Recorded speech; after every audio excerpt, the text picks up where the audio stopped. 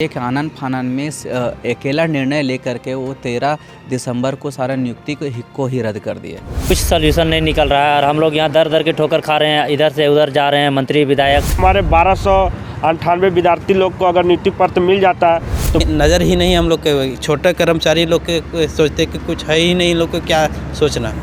24 दिनों से हम लोग को जिस तरह रोड पर मरने के लिए सरकार हम लोग को छोड़ दी है, हमको नहीं लगता कि उसको तुरंत लगा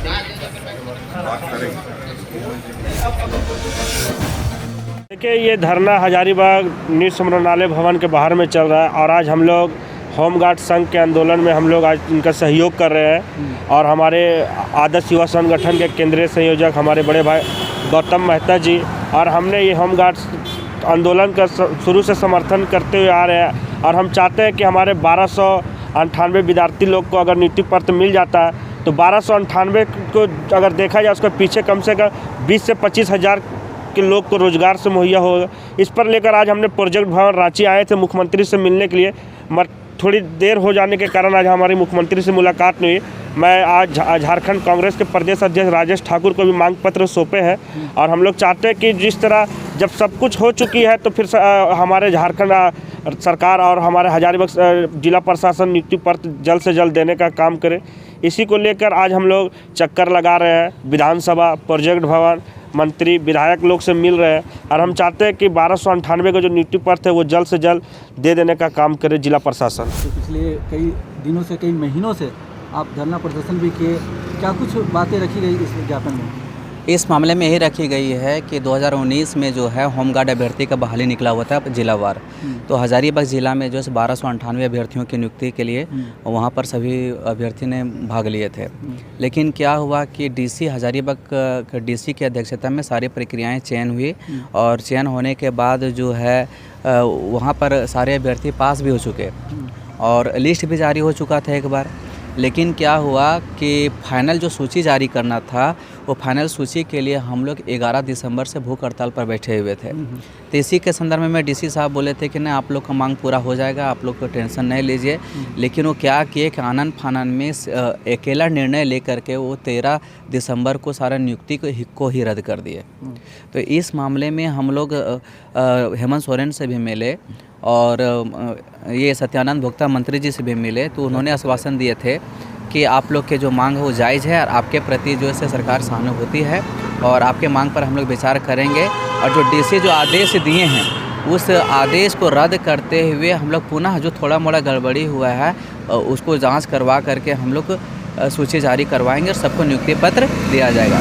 लेकिन आज भूख हड़ताल का 25वां दिन हो चुका है, ना इस पर सरकार संज्ञान ले रही है, ना किसी प्रकार का पदाधिकारी संज्ञान ले रहे हैं। हमारे जितने भी अभ्यर्थी हैं दिन ब दिन उनका तबीयत ख़राब होते जा रहा है, कई अभ्यर्थी जो हॉस्पिटलाइज भी हो चुके हैं। तो इस मामले को लेकर के हम लोग राजेश ठाकुर से भी मिले, तो राजेश ठाकुर भी बोले हैं कि हम लोग इस मामले में सरकार से बात करते हैं। लेकिन ये समझ में नहीं आता है कि ये सरकार जो कब तक इस मामले को जो सोल्यूशन निकालेगी और कब तक बात कर करके वो वहाँ पर जो ठंड में जो पड़े हुए हैं अभ्यर्थी उनको नियुक्ति पत्र देने का काम करेंगे।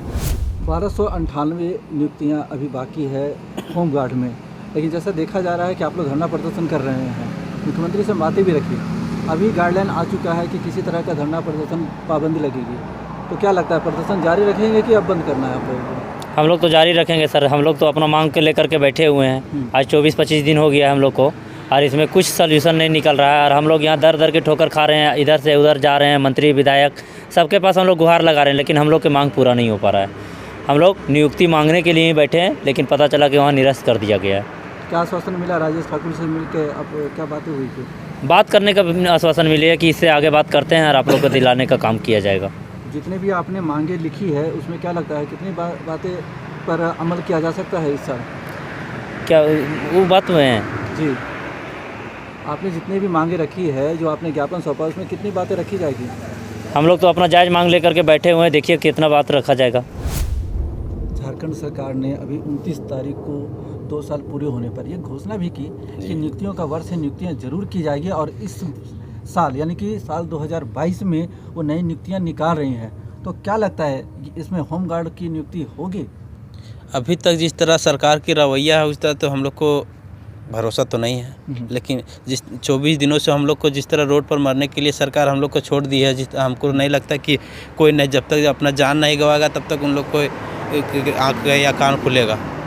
ये सरकार की नज़रिया ही है नहीं, नज़र ही नहीं हम लोग के छोटे कर्मचारी लोग के सोचते कि कुछ है ही नहीं, लोग को क्या सोचना।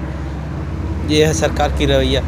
नियुक्ति पत्र की नहीं है, ये सरकार का नियुक्ति देने का वर्ष नहीं है।